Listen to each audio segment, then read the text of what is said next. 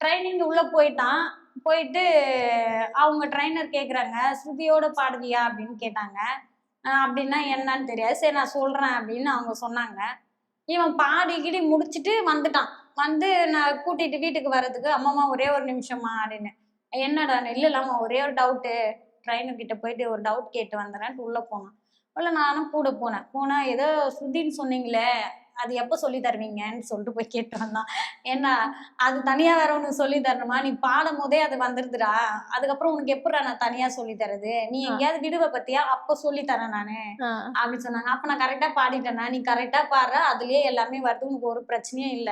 ஆ, என்னைக்காச்சும் விலகுச்சுன்னா நான் அப்ப சொல்றேன். ஆ. அப்ப உனக்கு கரெக்ட்டா சொல்லி தரேன். இந்த பாட்டுக்கு என்னால சொல்லி தர முடியாது. ம். இப்போ நீ உனக்கு சொன்னாலும் புரியாது அது. ஆ, அதனால நீ விலகும்போது நான் சொல்றேன். அப்ப நீ புரிஞ்சுப்ப ஆ, அப்படின்னு. அந்த நிமிஷம் வரைக்கும் கூட அவனுக்கு எதுவுமே தெரியாது. ஆ.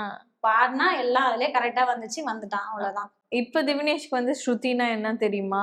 ஆ இப்போ இப்போ அதெல்லாம் அதெல்லாம் தெரியும் இப்ப. ஓகே. இப்ப கொஞ்சம் கொஞ்சம். ஏன்னா எனக்கு எனக்கு வந்து ஸ்ருதி அப்டின்னா அது என்னன்றது எனக்கும் புரியாது. ஏதோ ஸ்ருதி ஒரு அக்கா ஸ்ருதி அக்காவா? ஸ்ருதி அக்காவா? எனக்கும் என்ன மாதிரி நெறைய பேர் இருப்பாங்கல்ல. அந்த மாரி ஸ்ருதி அப்டின்னா என்னது? பாடும்போது ஆ.